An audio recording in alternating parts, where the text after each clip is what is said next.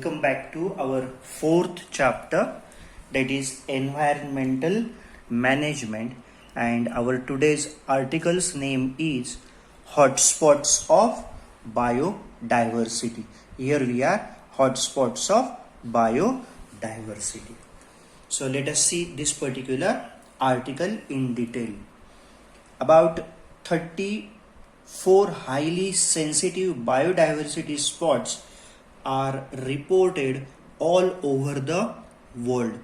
Such areas had once occupied 15.7% area of the earth. तो पहले ये 15.7% एरिया था जिसे आप हॉटस्पॉट्स ऑफ बायोडाइवर्सिटी कह सकते थे. But at present what happened, let us see, 86% of this particular sensitive areas are already destroyed. तो ये डिस्ट्रॉय हो चुका है.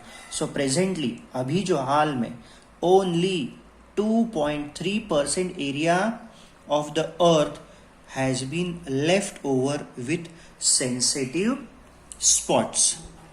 इट इंक्लूड्स, सो ये जो एरिया है इसमें बात कर रहे हैं. So it includes 1,50,000 plant species, which are near about 50% of the world count. So it is too much large percentage.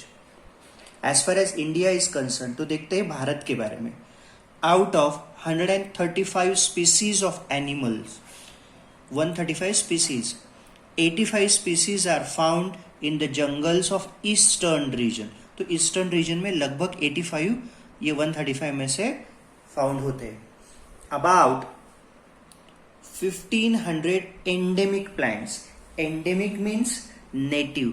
Native म्हणजे त्या ठिकाणी आढळणाऱ्या किंवा फक्त त्याच ठिकाणी आढळणारे. For example, kangaroos are native to Australia. Kangaroo हे फक्त ऑस्ट्रेलियामध्येच आढळतात, इतर कुठल्याही देशामध्ये ते आढळत नाही. So kangaroos are endemic to Australia. So 1500 endemic plant species are found in Western Ghat. तो ये 1500 endemic मतलब केवल और केवल वो वेस्टर्न घाट में ही मिलेंगे, कहीं और नहीं मिलेंगे. Out of the total plant species in the entire world, तो पूरे वर्ल्ड के प्लांट स्पीसीज में से 50,000 आर एंडेमिक. तो 50,000 जो है वो एंडेमिक मतलब उसी रीजन में वो पाए जाएंगे, किसी और रीजन में वो मिलेंगे नहीं. जैसे कि मैंने एक एग्जांपल आप लोगों को बताया कांगारू का. कांगारू केवल और केवल ऑस्ट्रेलिया में पाया जाता है. So it is said that collect more information about such locations of these hotspots present in the world. So let us see something about 3 endangered heritage places of the country. Country मतलब केवल भारत के बारे में आप लोग सीख रहे हैं. The Western Ghat spread over the states of Gujarat, Maharashtra, Goa, Tamil Nadu and Kerala has been endangered due to mining industry. Mining म्हणजे जर आपण म्हणूया खोदकाम करणारे, mining industry and search for natural gas. तो नेचुरल गैस की खोज के कारण वहां पर बहुत सारे माइंस बन चुके हैं. Habitats of Asiatic lion and wild bison. Asiatic lion और वाइल्ड बाइसन का जो हैबिटाट है of this particular region have been under threat. तो ये लायन और बाइसन के लिए ये थ्रेट है. देखते हैं Manas sanctuary. Manas sanctuary of the Assam is under threat. तो ये जो सेंचुरी है, मराठी ज्याला आपण म्हणून अभयारण्य, मानस अभयारण्य of Assam is under threat due to dams बनने के कारण and indiscriminate use of water. तो पानी का योग्य तरीके से यूज ना होना. Tiger and rhino of this region are under threat. तो इसके कारण ये दोनों को थ्रेट हो सकता है या तो अंडर थ्रेट है.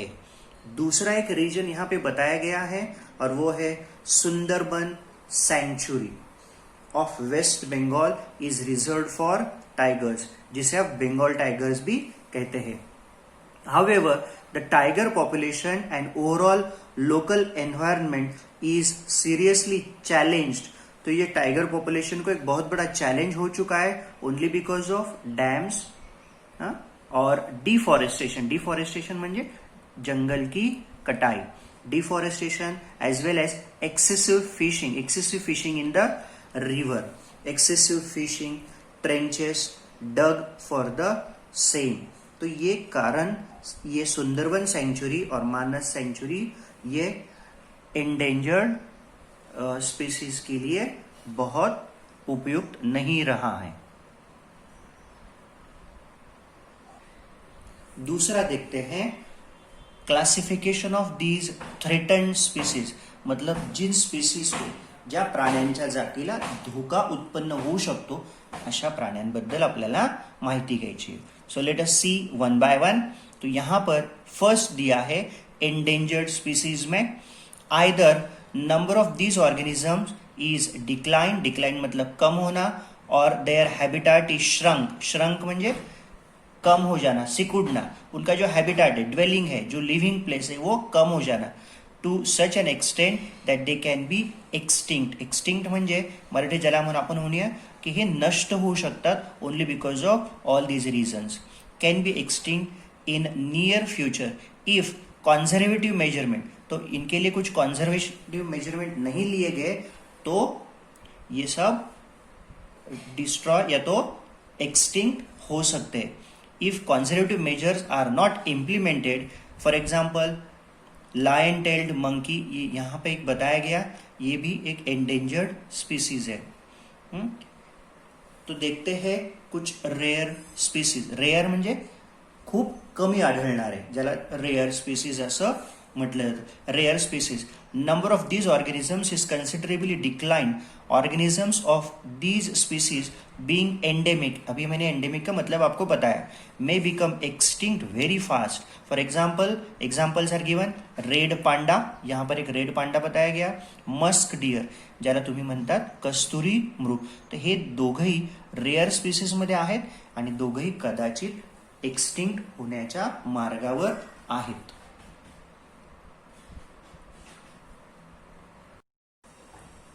Now, third type, vulnerable species. Vulnerable means either you can call them as defenseless or powerless or helpless. Maybe they may be unprotected. मतलब उनको किसी प्रकार का प्रोटेक्शन नहीं है, उनको भी आप vulnerable कह सकते. Here it's vulnerable. तो vulnerable मतलब अनप्रोटेक्टेड, या तो वीक, या तो डिफेंसलेस, या तो पावरलेस, या तो हेल्पलेस. तो देखते हैं ऐसे कौन से स्पीसीज है. Number of these organisms is extremely less and continues to decline. Already उनका नंबर ये कम है और वो और कम होते जा रहा है. डिक्लाइन मतलब और कम होना. Continuous decline in their number is various reason. तो ये एक बहुत बड़ा चिंता का विषय है, क्योंकि ऑलरेडी उनकी संख्या कम थी और अब और कम हो रही है. कुछ एग्जाम्पल्स यहाँ पे बताएं. Some examples are given to you. Example tiger, lion, etc. Let us see another one. Indeterminate species. Indeterminate species. तो indeterminate means not accurately determined. तो जिनकी संख्या accurately आप काउंट नहीं कर सकते. So it is called as indeterminate species. जिनकी संख्या आप क्लियरली नहीं बता पाते.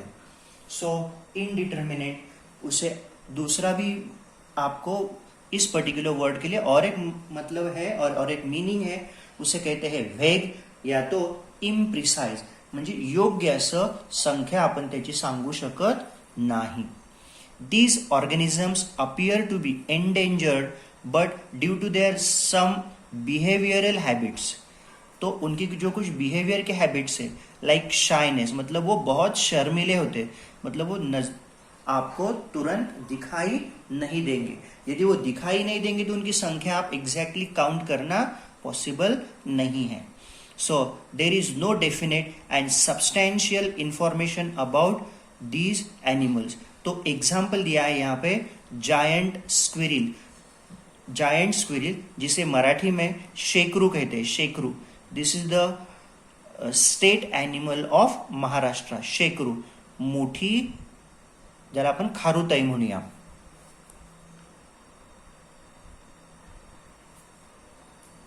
Always remember these things. So let us remember, let us behave accordingly. तो केवल ये याद रखना नहीं है, तो उस हिसाब से आपको आपका बिहेवियर भी चेंज करना है. So as to study this particular chapter, environmental management. So first आपको बताया गया destroying a plant is to destroy everything. तो प्लांट को डिस्ट्रॉय करना मतलब डिस्ट्रॉय सब कुछ करना. प्रैक्टिस अफॉरेस्टेशन, ना कि डिफॉरेस्टेशन. मतलब जंगल की कटाई नहीं करना है तो आपको पेड़ लगाना है. Practice afforestation to conserve environment. तो एनवायरनमेंट के कॉन्जर्वेशन के लिए क्या चाहिए आपको, क्या जरूरी है, तो अफॉरेस्टेशन. और आपको ऑलवेज याद रखना है, always remember forest is wealth. तो जंगल जो है वो आपकी संपत्ति है. Environmental protection is value education. तो बहुत सारे वैल्यूज जो है उसमें एक और जोड देना चाहिए, एन्व्हायरमेंटल प्रोटेक्शन. मराठीमध्ये आपण म्हणूया की निसर्गाचं संरक्षण, निसर्गाचं संवर्धन करणं हे सुद्धा एक व्हॅल्यू एज्युकेशनचाच भाग आहे. Provident use of paper is prevention of deforestation. कागदाचा योग्य वापर. So provident use of paper is also the one more preventive measure for deforestation. To practice the environmental protection is to develop this is for development of human society. Pure air, pure water, तो शुद्ध जल या शुद्ध हवा is key to healthy life. तो healthy life के लिए आवश्यक है और ये दोनों पॉसिबल है जब आप डिफॉरेस्टेशन छोड़ के अफॉरेस्टेशन करोगे, जंगल की कटाई ना करके आप पेड़ लगाओगे. Let us think about this particular article.